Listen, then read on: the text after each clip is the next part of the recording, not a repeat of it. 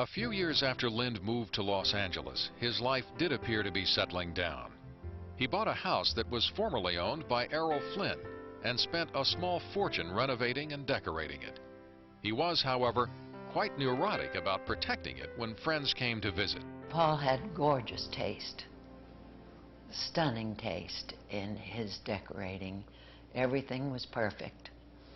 And I remember taking an ashtray from one table to another. Don't touch it. I said, okay. Paul's most public and by all accounts most successful relationship was with his dog, Harry McAfee, who was named after Paul's character in Bye Bye Birdie. He adored his dog and brought him everywhere. The rest of his love life, however, remained extremely private.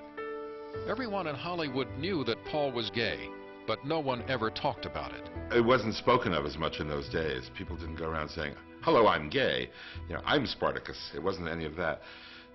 But, I mean, I think everybody knew. And if they didn't know just to meet him, once they sussed his living situation, you know, they knew. I mean, there was always some, you know, cute guy named Chad standing around holding a martini glass. The only very public hint of Paul's backstage life occurred in 1965, when a young actor named Jim Davidson, who was staying with Paul in a hotel in San Francisco, fell to his death from the ledge of the hotel window, reportedly trying to impress Paul with a trick. What he was doing is he crawled out the window and then hung from the sill and tried to pull himself up, and he couldn't. And Paul tried to help him, but he slipped. The fact that it was with Paul was enough for most people to believe that he could have been pushed, which says a lot about how people felt about Paul and how they themselves had been treated by him. So you never really wanted to be too near an open window when you were dealing with him. By the mid-60s, Paul was enjoying great success as a guest star on many television shows. But he had dreams of becoming something more. He wanted to be the star of his own series. To that end, Lynde made 4 different sitcom pilots. None of them made it to air. Paul felt that one of them, a Victorian detective spoof, was some of his best work. A puzzle is a puzzle, Major Dobbs, be it the theft of the Magna Carta or a piece of string. Duplicate this if you can. A perfect triple trapezoid. ABC did pick up the Sedgwick pilot, but after Jim Davidson's death and the surrounding gossip, they were too scared to put it on the air. ABC was worried about it. They were worried about Paul and what he might do. Paul was bitterly disappointed, but he soon had plenty to occupy his time. In 1966, he made his first appearance on a new television game show. It was called Hollywood Squares. He was so good in it, he became the permanent center square. It turned out to be the longest-lasting role of his life, and even though he didn't write his own material, the format was perfectly suited to his humor. Queen Elizabeth generally swings her umbrella behind her back, and immediately something happens. What? Lord Snowden doubles up in pain.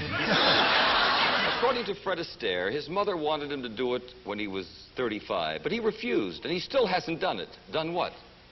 Moved out of the house. There was a wit, it was one line, a zinger. It was one thing that summed up the situation. Twiggy reportedly added an inch to her bust line while making the boyfriend. What does that make her bust measurement now? 1. That was his whole comic thing was, I'm now going to tell you the truth in one line, and you can't fight me. And I think that people responded to that. Responded in droves, in fact.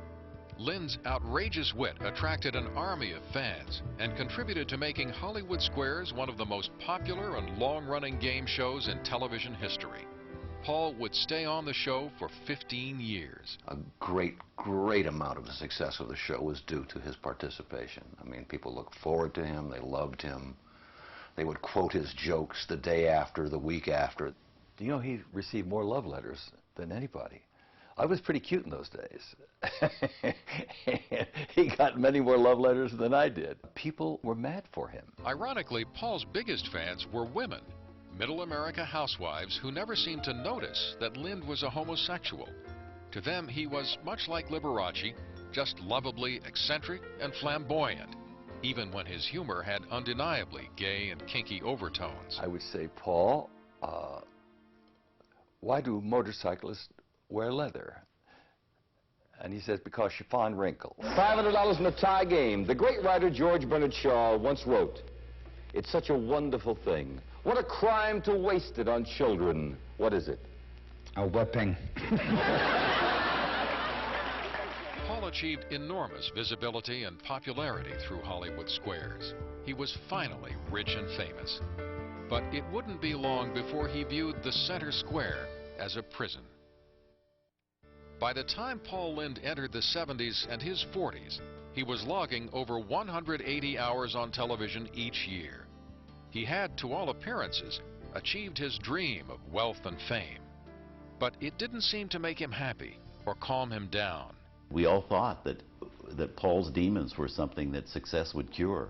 And once he got the house and the money and the fame, that would make him nice. But it didn't. He only got more volatile and more complicated as time went on. For one thing, success never eliminated his insecurity. The fat boy from Ohio still felt like the fat boy from Ohio. He never knew how talented he was. He never knew how handsome he was. He never knew how sexy he was. And he was all those things, but I felt bad because he never really acknowledged it about himself, you know. Paul even questioned how funny he was. In the early nightclub days, if only because of poverty, he had written all his own sketches and monologues. Now he required a writer wherever he went, and that included his zingers on Hollywood squares. True or false? Some airlines now give you a thorough frisking before permitting you to board the plane. Well, that's the only reason I fly. All his material was written for him. All his material was written for him. One of the amazing things about Paul was that he was an amazingly funny guy, a terrifically witty guy, but he had no confidence in himself. He really didn't realize how funny he was. Paul was also sick of playing the center square on Hollywood squares. He wanted to be a movie star, but Hollywood, he said, didn't see him as anyone but that man in the box, and he felt trapped. I think we all feel that way. I felt trapped also. I'm a musical comedy performer, and all of a sudden I'm a game show host. He's done theater, he's done a thing, and all of a sudden he's on a game show. And it's not a good, it has a stigma to it.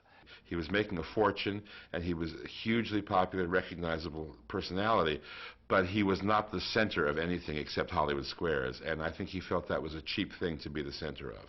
Paul did have some opportunities to break out of the box. In 1972, he starred in his own sitcom, The Paul Lynde Show. Martha, sex is not for housewives.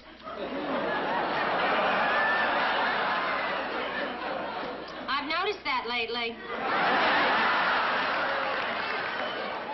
This time, he played an uptight attorney and father who has to battle a liberal-minded son-in-law. And once again, the character was quintessential Paul Lynde. I'll tell you what you've just done.